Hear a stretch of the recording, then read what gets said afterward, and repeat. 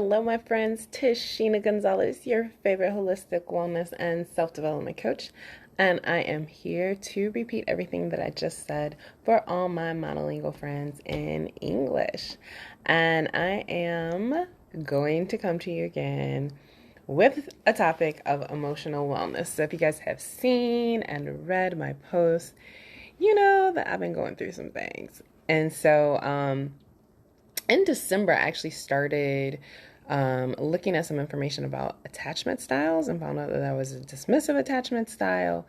And with that actually comes with a few like core wounds and negative behaviors that I need to reprogram that I've been working on. And so there's been a lot of just thinking, deep thinking, a lot of realizing of trauma work that I still need to do. And I got all these tools to do it. Like more tools are piling up. This weekend, Gabor Mate has released a video called The Wisdom of Trauma. There's all these speakers on that. So I'm going to be delving into that this weekend. Again, I'm doing this online courses that have to do with my dismissive avoidant attachment style. I'm going through more than a few audiobooks. How to Do the Work by Nicole De La Perla right now is giving me a lot of ideas and a lot of good things. But this is, so from her book, actually, she talks about how we need to reparent ourselves, right? Because our inner child would come out in some ways, and that means that we weren't modeled the correct behavior, and that's basically us, behaving like a child in an adult body because we weren't parented the correct way. And so we have to reparent ourselves. And as you guys know, again, from watching my last live last week and some of my posts, I had a PTSD, like crying fit, like a child breakdown in public with my friends after a bunch of triggers. And so that is a huge sign that I need to develop more emotional regulation. And it's really interesting too, because probably most people would not say that I am an emotional person. And I've made it very clear that I don't like crying in public or crying in front of people and things of that nature.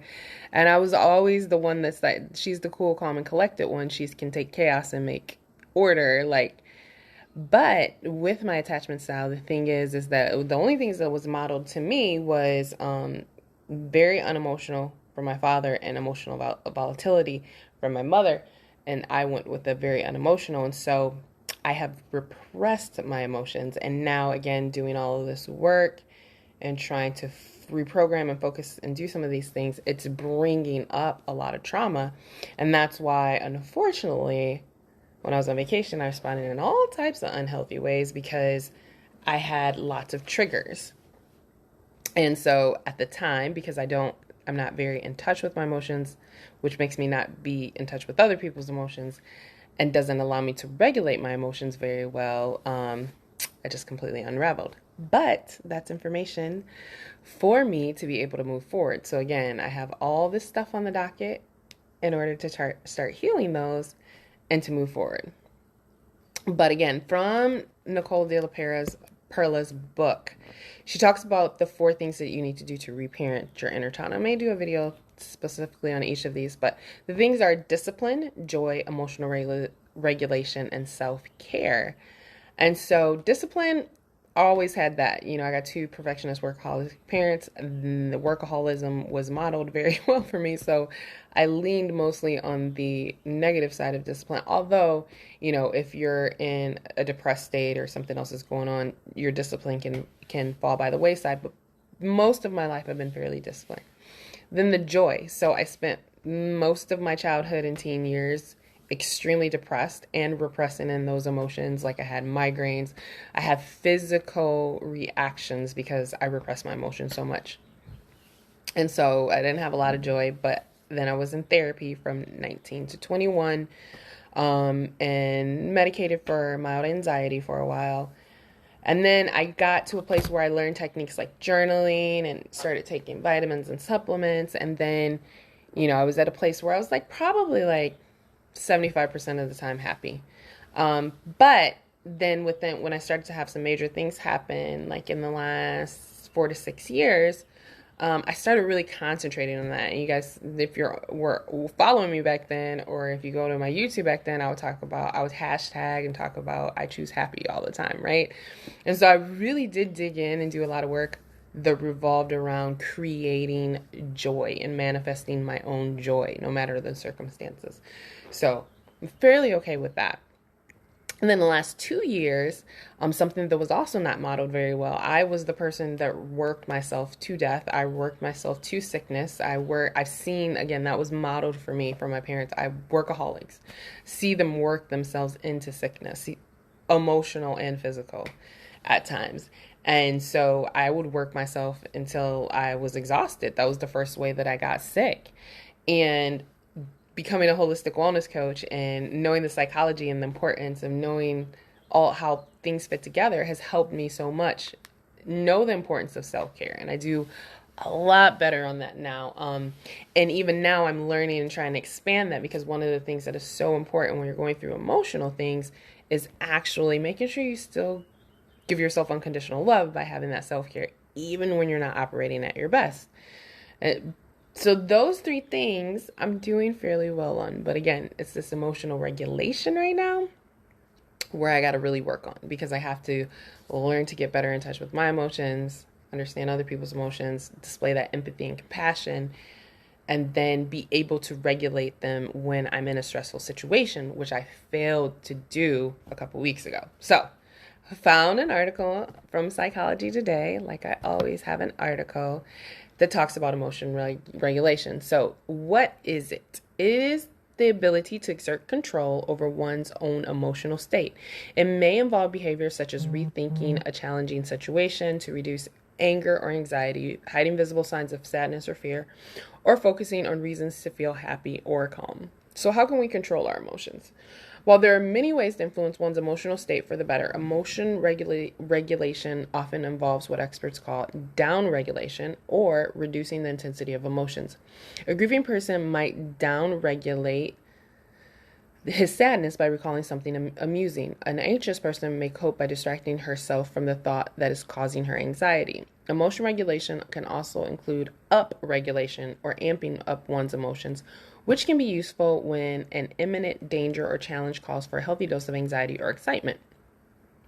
The process model of emotion regulation proposed by psychologist James Gross emphasizes that people can act to control their emotions at different points in time, including before they feel an emotion, antecedent focused emotion regulation, and after they have already begun to react emotionally, response focused emotion regulation. So I have to work on both of those. So what are some basic ways of controlling emotions? 2 broad categories of emotion regulation are reappraisal, changing how one thinks about something that prompted an emotion in order to change one's response, and suppression, which has been linked to more negative outcomes. So again, I already do suppression, repression. I do that well. I do that awesome. And those are negative outcomes. That's not what we want to do, because that leads to, actually for me, it leads to physical manifestations and diseases in my body. And that movie that I mentioned, The Wisdom of Trauma, that's one of the things that he's mentioning in this movie.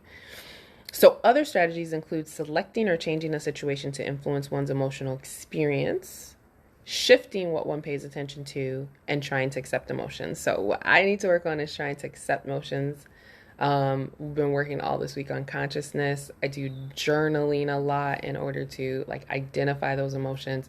And as I continue to practice, I'll get more and more adept at it. So practicing, and so it mentions how can I learn to control emotional outbursts, which again, basically that's what I had a couple weeks ago, which is atypical for me. I never do that.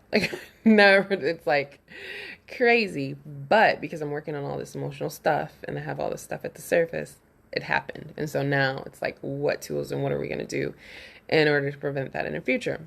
So practicing habits such as the mindful acceptance of emotions. Again, that's where I need to definitely start. And then shifting attention away from the source of negative emotions and reframing emotional situations, such as thinking about a setback as a mistake or opportunity to learn, which thankfully I've already done that with this situation. Put things on deck in order to help myself.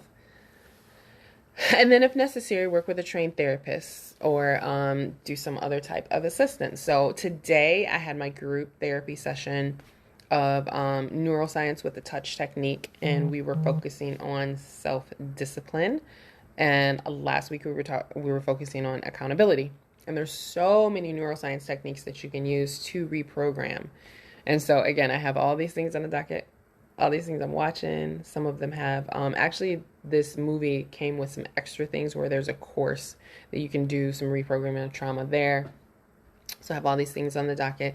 And then, of course, as you guys know, the best way to manage your emotions are through essential oils. And I was realizing one of the things that I did, like when I was 4 years ago, because this is a huge part of my trigger and traumas right now, is that I just came up on the 4-year anniversary of my divorce, and that is related to a lot of emotional abuse and things of that nature. And one of the things that I did all the time was I had my feelings kit with me, and I was using that, and I would always have it on me. And there'd be times where I actually would feel like I had like some type of panic attack, and I might need to use it like 7 times in a row to calm down or things like that. And I hadn't been using that, so that's also going to be in the docket for me. So we did a class on Wednesday on this. Hopefully you were there. I have a bunch of videos on this as well that will go through this. But just as a reminder, the things that are in there, valor, and you can do little affirmations with that. I have the courage to handle the day. Harmony, my life is in complete harmony. Release, I release all negative emotions. Forgiveness, I forgive anyone that has offended me, and I even forgive myself. Present time, I live in the present time. The past is in the past. The future is going to be great.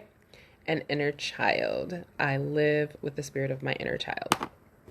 So that is what I want to share with you guys today. A little information. Again, as usual, I'm always transparent, let you know what I'm going through.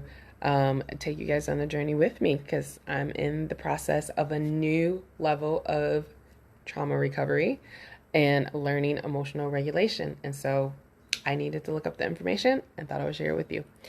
As usual, don't forget to give me a wave, a hi, a hello. Let me know what city, state, or country you're watching me from. And if you come back to watch the replay, no matter what venue, if it's Instagram, Facebook, or later on YouTube, hashtag replay to let me know that you dropped by. All right. Thank you guys so much. Have an amazing day, and we will chat soon. Bye. Ciao.